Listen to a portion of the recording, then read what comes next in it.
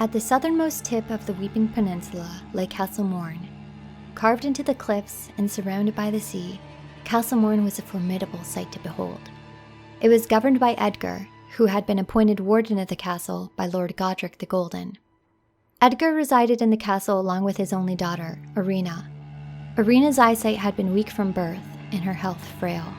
She was spared any hardship of the world around her and was ignorant even to the nature of the servants her father employed. The lands between were plagued with a host of hostile creatures, among them the repulsive misbegotten. Characterized by the deformed wings on their back and long, scaly tails, the misbegotten were known for the mistreatment they received at the hands of humans. Though it's not known how they first came to be in the service of Edgar, it's clear that it was an ill-fated appointment from the start. Although reportedly servile to him for years, it was only a matter of time before their violent nature was spurred on by their leaders. The misbegotten began a rebellion of bloodshed. No inhabitant of Castle Morne was spared from their hatred as they struck down all in their path.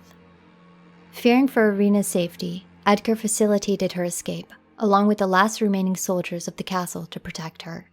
He himself chose to stay behind out of duty as commander. Irina, upon having reached safety, was the sole survivor out of the others that accompanied her. Those who had fled from the castle had all been tracked down and slaughtered by the misbegotten. Fearing that her father would ultimately meet the same fate, she pleaded for help from the Tarnished that found her, to deliver a letter to him, begging him to leave his post at the castle, even at the expense of his honor. Besieged by fire and destruction, Castle Morne was set to fall. Edgar resigned himself to going down with his castle, believing that he had been deceived into complacence by the misbegotten. Though accepting he would most likely die, he committed his last stand to ensuring the treasured sword of Morne would not fall into the hands of the misbegotten.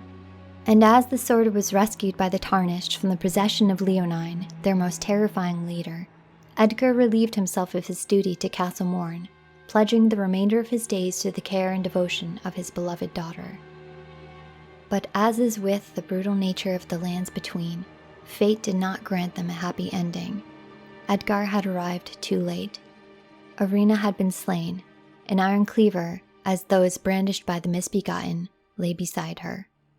In despair over his daughter's death, Edgar made a vow to avenge her, swearing to hunt down and exterminate every last foul creature. Driven to madness by his grief, Edgar's mind was lost to hatred and rage. In his pursuit for revenge, he roamed the lands between to hunt down the misbegotten, but no longer saw any distinction between them from any other being that crossed his path.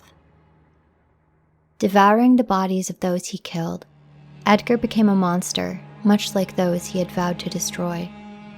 It was only through his eventual death did Edgar finally find peace. And thus Castle Morne remained, having fallen to the misbegotten in their bloody rebellion against the masters they once served.